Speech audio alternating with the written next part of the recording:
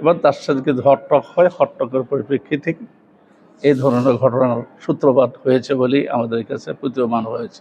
তদন্ত হওয়া প্রয়োজন এবং প্রকৃত দোষী যারা আছে তাদের শাস্তি দেওয়া দরকার। তলপেটে চাকু মারছে, তারপরে আরো একজন ছেলে তার সাথে ছিল, তাকে মারছে, একটা মিস্ত্রিরা সব দৌড় মারছে।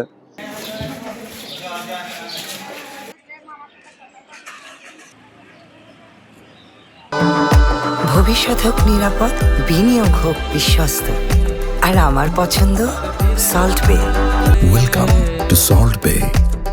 বিষয়টা হলো যে সে কিছু জমি ক্রয় করেছে, ক্রয়কৃত জমিতে সে কাজ করতে গিয়ে এই মিসক্রিয়েন্টরা, দুর্বৃত্তরা তারা এসে এখানে তার কাছে কিছু দাবি দাবা করে এবং তার সাথে কিন্তু হট্টক হয়, হট্টকের পরিপ্রেক্ষিতে এই ধরনের ঘটনার সূত্রপাত হয়েছে বলেই আমাদের কাছে প্রতীয়মান হয়েছে। মানে তাকে আমি সব ভালোভাবেই আমরা জানি সে একজন সৎ চরিত্রবান নিষ্ঠাবান ব্যক্তি। সে দাঙ্গা হাঙ্গামার লোক কখনোই ছিল না, ভবিষ্যতেও তার থাকার সুযোগও নাই।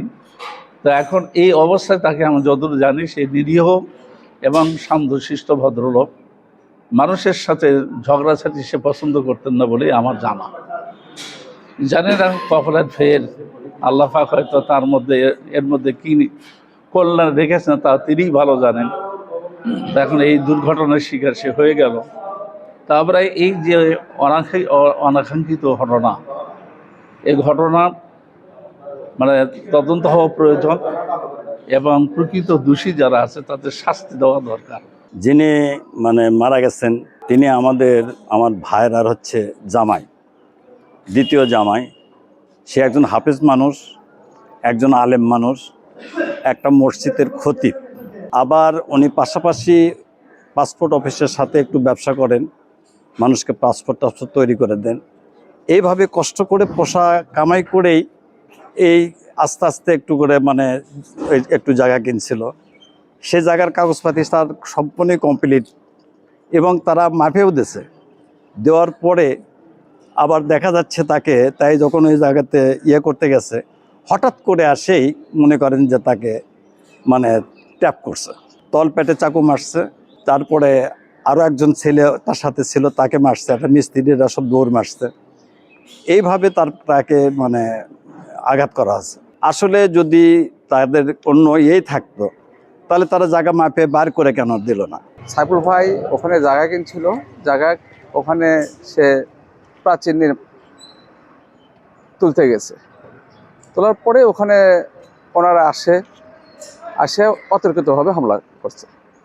তা কেউ কিছু বোঝা ওঠার আগে হামলা করছে, আমি এতটুকু বলতে জানি। আচ্ছা, এটা আসলে কি বাড়ি নির্মাণ করতেছিল এই সময় চাঁদা চাইছিল? না, চাঁদা চাওয়া না, এটা যাদের জায়গা, এই জায়গার মালিকরাই একরকম। বিষয়টা হচ্ছে তারা হচ্ছে ছয় বোন ছিল। আবার সাইফুল 3 বোনের জায়গা কিনছে আর 3 বোনটা বিক্রি করেনি। এই জায়গাটা তারা সমানভাবে ভাগ করে নিয়েছে 10 দিন আগে। পরবর্তীতে দেখা গেছে যে এনারা 10 দিন পরে আপনার বাউন্ডারি ওয়াল দিতে গেছে, যাই অতর্কিত হামলা। এটা বলে অনেকে বলতেছে যে আসলে চাঁদা না দেওয়ার কারণে তাকে আসলে না, এটা এই বিষয়টা আমার জানা নেই।